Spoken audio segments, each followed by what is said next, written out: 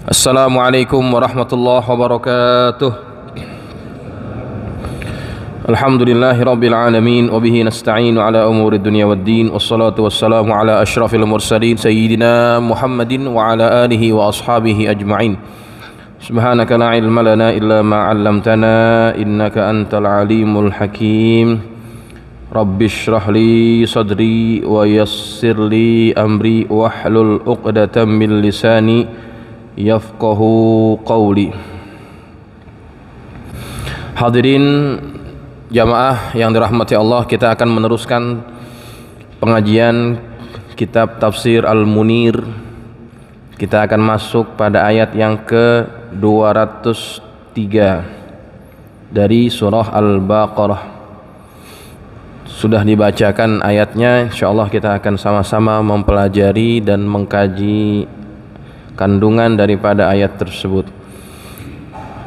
Bismillahirrahmanirrahim. Qala Syekhul Musannif rahimahullahu taala wa ghafara lahu wa liwalidayhi wa limasyaikhihi wa nafa'ana bi ulumihi fid dharain amin radhiyallahu ankum. Qala radhiyallahu an ila an qala wa minan nasi may yu'jibuka qawluhu fil hayatid dunya, dan di antara manusia ada yang mana pembicaraannya tentang kehidupan mengagumkan engkau atau membuat engkau kagum.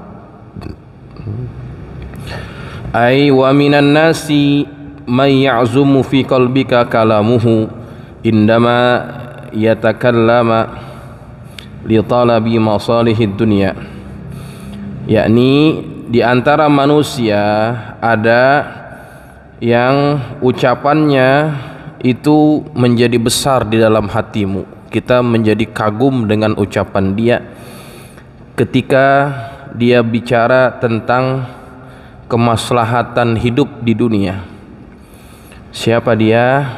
Wa huwa, orang yang dimaksudkan oleh ayat ini adalah Al-Akhnas bin Syuraik Ats-Tsaqafi. Namanya adalah Akhnas bin Syuraik Ats-Tsaqafi wa ismuhu Ubay. Nama aslinya adalah Ubay. Kana munafiqan.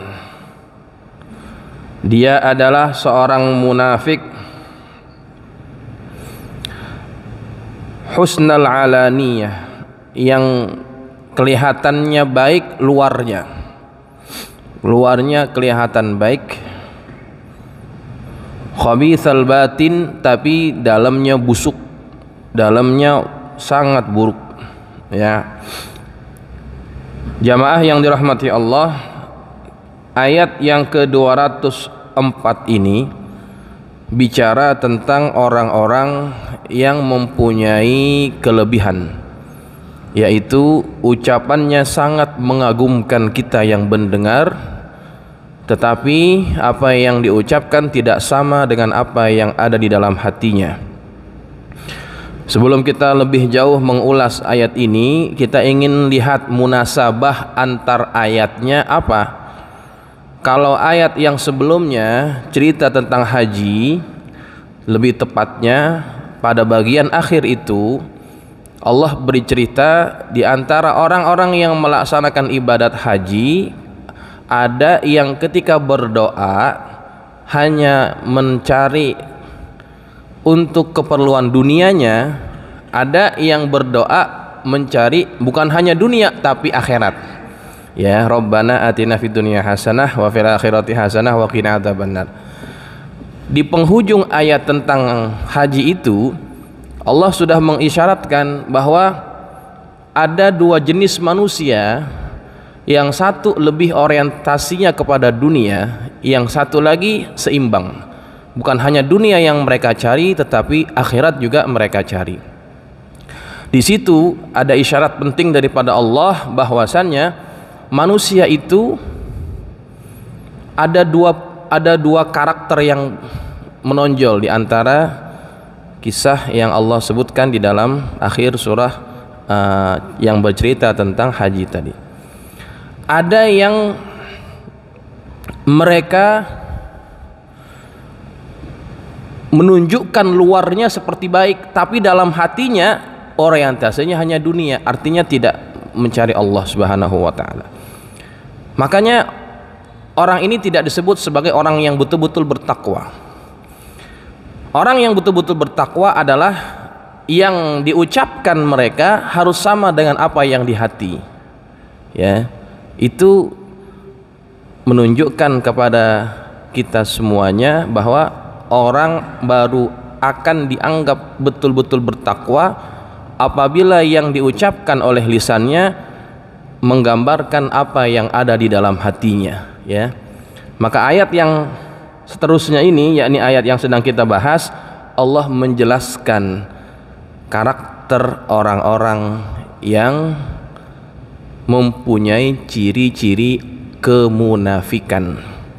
Zahirnya seperti orang yang taat, tetapi dalamnya menyimpan kebusukan, ya, begitu. Baik, hadirin jamaah yang dirahmati Allah. Pada ayat yang ke-204 ini Allah tidak menyebut nama, ya. Allah menyamarkan. Allah hanya menyebutkan wa minan nasi, dan di kalangan manusia, dari manusia-manusia, ya. Di antara manusia itu Allah nggak sebut namanya. Ini ada satu pengajaran, ya, satu kaedah.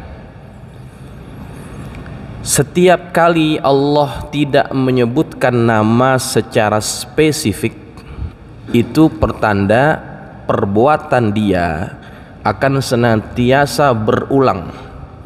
Akan ada orang yang bersifat sama seperti dia.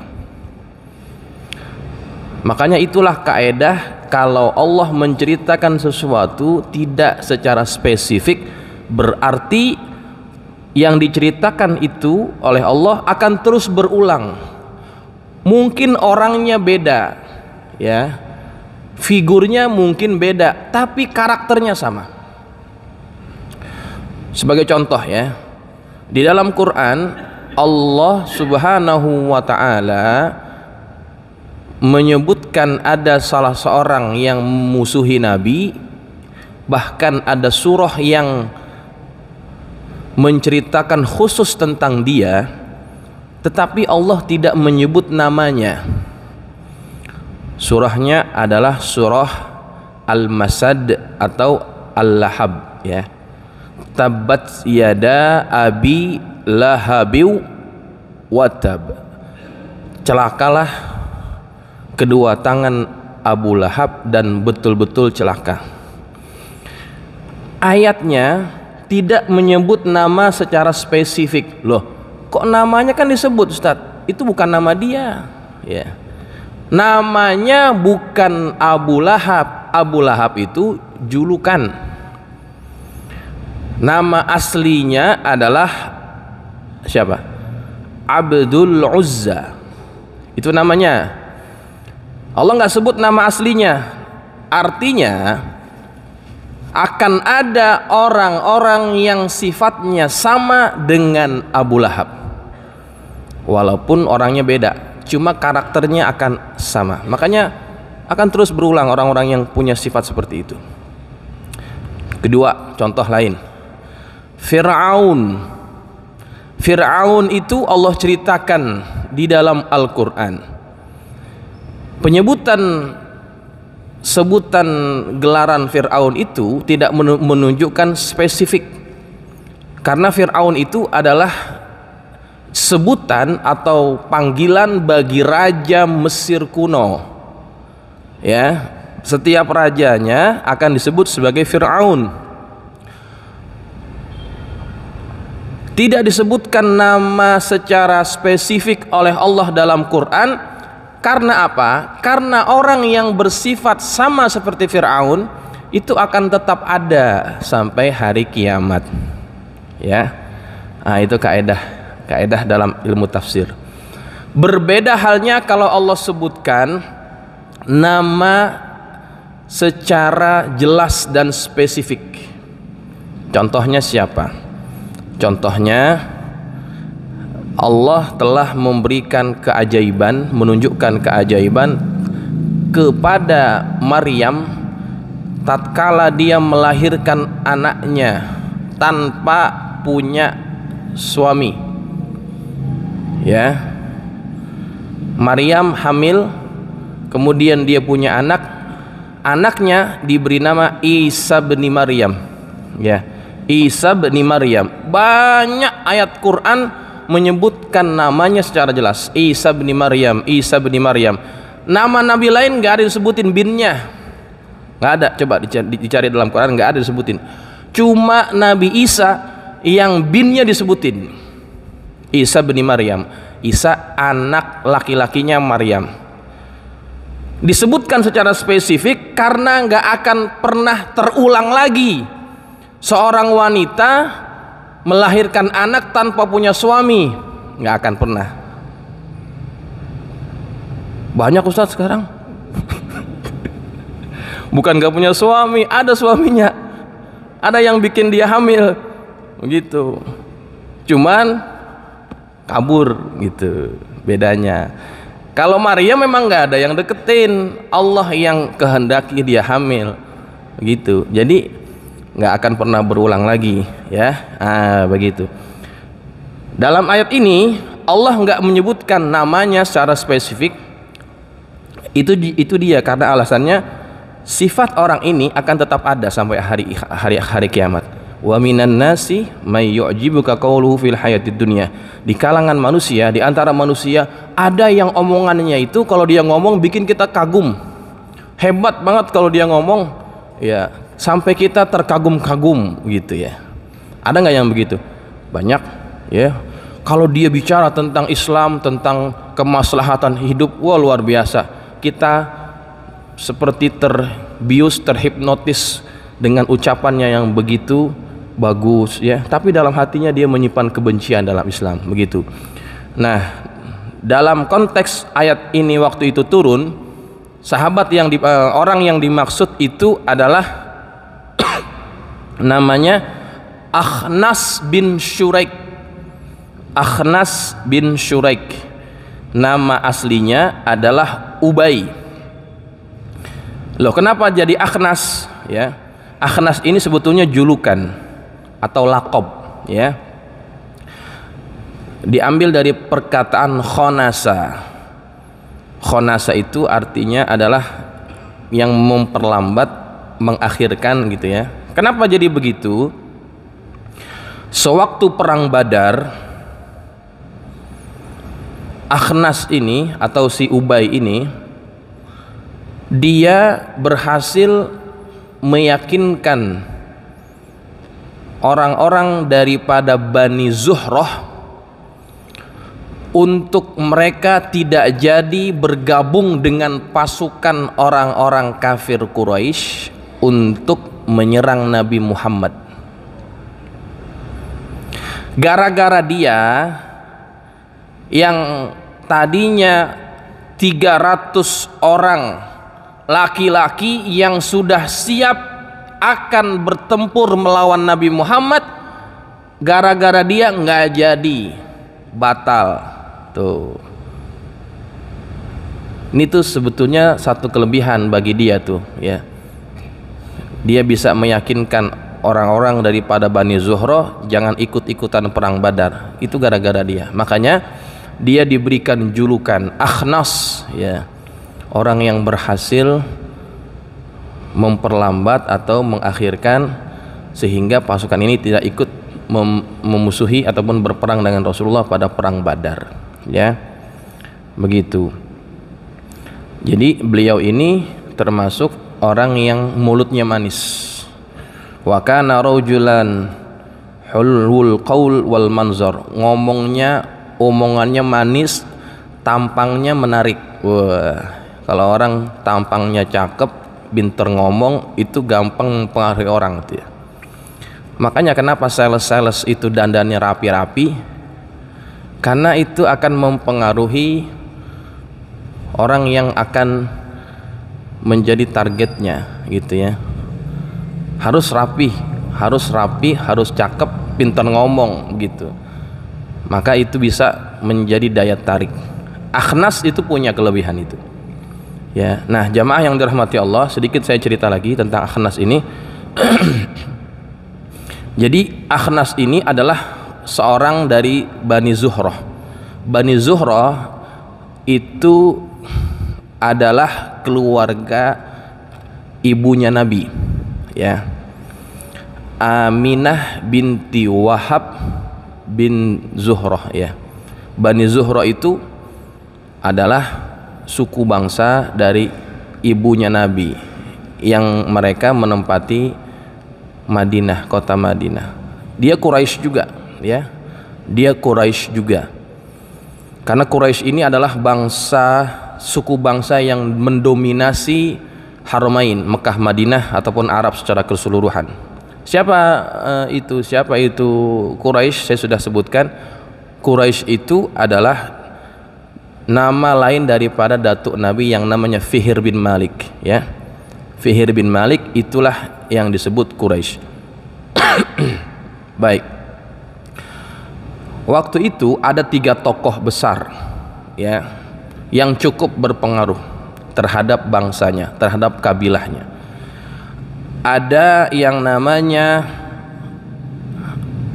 Amr bin Hisham, atau lebih dikenal sebagai Abu Jahal. Dia dari Bani Makhzum. Yang kedua ada yang namanya Abu Sufyan, Abu Sufyan ibn Harb, ya. Dia juga daripada bangsa Quraisy juga, ya. Jadi Bani Abdi Syams kalau dia. Nah, satu lagi Akhnas bin Syuraik, dia dari Bani Zuhrah. Ini tiga-tiganya pembesar-pembesar Quraisy. Tetapi ketiga-tiganya kalau setiap Nabi baca ayat Quran, tiga-tiganya ini selalu mereka mencari kesempatan untuk mencuri-curi dengar. Tapi nggak mau diketahui sama yang lain, gitu. Gengsi. Tapi kalau Nabi baca Quran, dengerin gitu, asyik, nikmat. Ya. Jadi sesama mereka itu saling menyembunyikan ketertarikannya setiap kali mendengarkan bacaan ayat Quran. Abu Sufyan nggak kepengen kalau dia lagi dengerin diketahui sama Abu Jahal. Abu Jahal pun gitu juga. Setiap kali dia pengen dengerin, dia nggak kepengen diketahui sama Akhnas bin, begitu deh, gitu ya. Satu ketika ketahuan, gitu ya. Nah, lo dengerin ya, lo dengerin bacaan Qurannya Muhammad, lo juga begitu deh, ya. Karena memang kalau orang betul-betul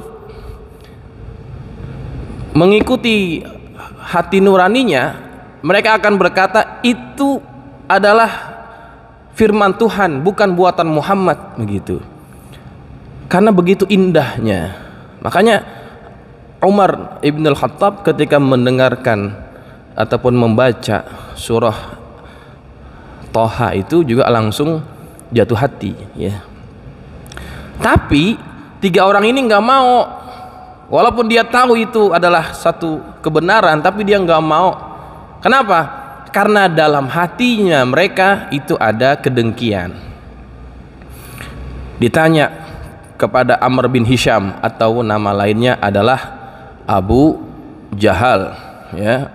Julukan orang-orang Quraisy kepada dia itu Abul Hakam. Tapi yang lebih terkenal julukannya yaitu Abu Jahal. Kata Akhnas kepada Abu Jahal, ente kenapa nggak mau ngikutin kalau tahu Nabi Muhammad itu betul? Kata dia, kami Bani Makhzum dengan Bani Abdi Manaf itu selalu bersaing. Kalau Bani Abdi Manaf ngasih makan orang, kita juga kepengen begitu, kita kasih makan orang. Kalau Bani Abdi Manaf membantu orang lain, Bani Makhzum juga begitu, kita akan bantu orang lain. Jadi ada persaingan antara 2 kabilah besar daripada Bani Quraisy ini, daripada Quraisy ini. Dua-duanya Quraisy. Lalu Kalau Bani Abdi Manaf di antara keturunannya mengklaim bahwa dia mendapatkan wahyu daripada Tuhan, kita gimana mau nyainginnya gitu. Kalau yang lain-lain masih bisa ada kita bersaing-saing, tapi kalau dia mengklaim dapat wahyu dari Tuhan, kita mau gimana? Makanya saya nggak mau ngakuin kenabiannya Muhammad sampai kapan juga gitu. Gengsi itu, ya, dengki, asalnya dari dengki, nggak mau menerima kebenaran. Sampai mati Abu Jahal, akhirnya dia juga nggak beriman, walaupun dia tahu ajaran yang dibawa Nabi Muhammad adalah ajaran yang benar, ya. Nah, begitu. Nah, Abu Jahal nggak masuk Islam, Abu Sufyan nanti dia masuk Islam. Syuraik, Akhnas bin Syuraik ini dia juga masuk Islam, cumanya dia ini punya niat yang tidak baik, ya, niat yang tidak baik dalam keislamannya. Kita akan lihat nanti, ya. Baik, jamaah yang dirahmati Allah, kita teruskan. Wa yushhidullaha ala ma fi qalbihi, dan dia bersaksi kepada Allah mengenai isi hatinya. Fa innal akhnasa hadza aqbala ila nabiy sallallahu alaihi wasallam wa azharal islama wa halafa billahi annahu yuhibbuhu wa yutabi'uhu fis sirri. Sesungguhnya Akhnas ini dia menghadap kepada Nabi sallallahu alaihi wasallam dan dia menunjukkan keislamannya dan bersumpah dengan nama Allah bahwasannya dia mencintainya dan dia akan mengikuti Nabi fisirri, baik dalam keadaan sembunyi-sembunyi ataupun tanpa diketahui, ya. Nah, itu dia bersumpah kepada Nabi Muhammad dengan nama Allah. Jadi dia menghadap Nabi, dia masuk Islam, bersumpah akan mencintainya dan mengikutinya sampai menggunakan lafaz Allah, ya.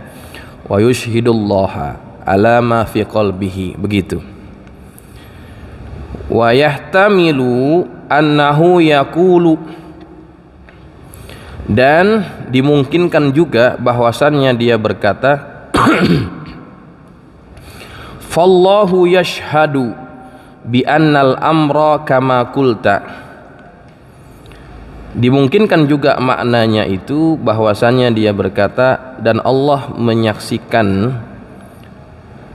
bahwa urusannya itu sebagaimana yang engkau katakan. Fahadha istishhadu billahi, fahadha istishhadun billahi wa laisa biyaminin. Maka kalau pendapat seperti ini, maka itu adalah istishhad terhadap Allah, bukan sumpah, ya. Artinya dia mengucapkan ayatnya kan menggunakan lafaz wa yushhidullaha, dia bersaksi kepada Allah. Kalau menurut pendapat yang kedua tadi, dia tidak sedang bersumpah, tapi dia sedang mempersaksikan Allah terhadap ucapannya, ya. Allah jadi saksi buat saya, gitu. Bukan dia bersumpah dengan nama Allah, begitu, ya. Nah, dimungkinkan juga pendapat ini, ya. Dua-duanya bisa. Wa qara'a Ibnu Muhaisin, dan Ibnu Muhaisin membaca ayat ini, dia bacanya yashhadullaha, ya, bi fathil ya'i wal ha'i, wal makna ya'lamullahu man fil qal man fi man ya'lamullahu min qalbihi khilafa ma azharahu, ya. Yashhadullahu, ya, maaf, yashhadullahu. Ibnu Muhaisin membaca ayat ini bukan yushhidullaha, tapi dia bacanya yashhadullahu. Nah, artinya apa kalau dia baca yashhadullahu? Artinya Allah mengetahui apa yang ada di hatinya. yang mana hatinya itu berbeda dengan apa yang ditampakkannya gitu. Allah mengetahui. Nah, itu ada qiraah yang membacanya wa yashhadullahu ala ma fi qalbihi. Allah mengetahui apa yang ada di hatinya, ya. Baik.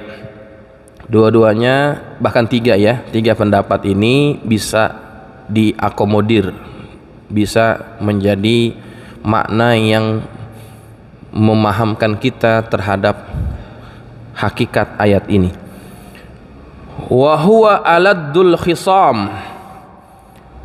Padahal Akhnas bin Syuraik ini adalah penentang yang paling keras, ya. Kata Allah, wa huwa aladdul khisam. Dia adalah penentang atau musuh yang paling keras. Tadi saya sebutkan di awal, dia ini satu geng sama Abu Jahal, sama Abu Sufyan. Mereka ini adalah musuh ketatnya Rasulullah, ya, musuh keras, musuh utamanya. Makanya Allah tegaskan di sini, walaupun zahirnya menunjukkan keislaman, ngomongnya manis, tetapi Allah mengetahui hati orang ini, begitu, ya. Nabi mungkin tidak bisa membaca hati orang sampai sebegitu dalam, makanya perlu ada bantuan wahyu. Maka wahyu ini menjadi panduan bagi Nabi supaya berhati-hati terhadap orang ini, ya. Qala Qatadah berkata, syadidul qaswati fi ma'siyatillah. Maksud aladdul khisam adalah sangat keras dalam bermaksiat kepada Allah, ya. Jadala bil batil, dia berdebat dengan cara yang batil. Alimul lisan, pinter ngomong, ya. Jahilul amal, tapi amalnya kosong, gitu, ya. Pinter ngomong, amalnya kagak, gitu, ya. Kalau kata orang Betawi, geledek doang gede, hujannya kagak, gitu, ya. Ngomongnya kenceng banget tapi amalannya kosong, ya. Nah, itu namanya tuh, gitu. Geledek doang, hujannya kagak, ya. Wa qala As-Suddi a'wajul khisam. As-Suddi berkata aladdul khisam itu adalah a'wajul khisam. Penentang yang paling bengkok, ya, yang paling apa namanya? Bengkok, ya. Yang paling cacat deh pokoknya, yang paling jelek, gitu. Nah, ini diantara penjelasan dari Allah tentang siapa? Akhnas bin Syuraik, ya, salah seorang tokoh munafik pada zaman itu. Hadirin jamaah yang dirahmati Allah. Nah, udah isya. Zaman ini ayat yang baru kita baca masih sangat relevan, ya. Akan ada orang-orang yang senantiasa bergabung dengan kelompok-kelompok yang memperjuangkan Islam, tetapi mereka itu punya misi tersendiri, ya. Nanti kita akan lihat tuh ayat setelahnya ini, dia masuk ke kelompok umat Islam, dia bikin itu kelompok jadi bermusuh-musuhan, berantem, ya. Hati-hati. Setiap yang namanya kelompok Islam akan ada penyusupnya, apapun itu. Nggak usah kita sebutin satu-satu kelompok-kelompoknya. Setiap orang-orang yang berjuang untuk agama Islam akan ada penyusupnya. Kelihatannya seperti orang bagus, pinter ngomong, berjuang untuk Islam, tapi sebetulnya dia itu punya sifat-sifat kemunafikan. Ada yang seperti itu, memanfaatkan kelompok-kelompok tertentu untuk dia menggapai ambisinya. Itu ada itu. Dan kelihatan sekali ya kalau kita perhatikan dalam kelompok-kelompok yang berjuang untuk Islam itu ada yang mendompleng-dompleng seperti itu ya. Kita kalau mau ngomong lebih lebih panjang, insya Allah kita ngomongin minggu depan ya. Artinya kita harus berhati-hati. Yang berjuang untuk Islam melalui organisasi, kelompok-kelompok kemasyarakatan harus berhati-hati ya. Banyak orang-orang yang seperti itu. Akhnas zaman modern itu semakin banyak ya. Dulu kelihatan hebat berjuang, sekarang udah beda ya. Kelihatannya soleh ya, kelihatannya soleh pakai apa? Pakai imamah ya kan, pakai jubah. Itu hanya aksesoris luar, itu bisa dibikin-bikin. Jangankan dia, dukun aja pakaiannya sama sama kiai ya. Dukun pakaiannya sama sama kiai. Itu aksesoris, nggak menunjukkan apa yang ada di dalam hatinya. Jadi kita bisa lebih berhati-hati ketika membaca ayat-ayat tentang ini ya. Baik, sekira demikian apa yang kita bisa bahas hari ini, mudah-mudahan bermanfaat. Al-Fatihah. Alhamdulillah. Rahmanir-Rahim. Maliki yaumiddin. Iyyaka na'budu wa iyyaka nasta'in. Shiratal ladzina an'amta 'alaihim. Bismillahirrahmanirrahim. Alhamdulillahirabbil alamin wassalatu wassalamu ala asyrafil mursalin sayyidina Muhammadin wa ala alihi wa ashabihi ajma'in. Allahumma anfa'na bima 'allamtana wa 'allimna ma yanfa'una. Allahumma zidna wa la tanqusna wa akrimna wa la tuhinna wa atina wa la tahrimna wa athirna wa la tu'thir 'alaina wa ardina warda 'anna. Allahumma inna nas'aluka bihaqqi Fatimata wa abiha wa ba'liha wa baniha iftah 'alaina wa 'ala auladina wa talamidina futuhal 'arifin faqihna wa iyyakum fid din warzuqna kamal al-ikhlas wal yaqin. Allahumma zuqna fahman nabiyyin wa hifzal mursalin wa ilhamal malaikatil muqarrabin birahmatika ya arhamar rahimin. Allahumma ij'alna minal ladzina yastami'una al-qawla fayattabi'una ahsanah. Sallallahu ala sayyidina Muhammadin wa ala alihi wa sahbihi wa sallam. Alhamdulillahirabbil alamin. Assalamualaikum warahmatullahi wabarakatuh.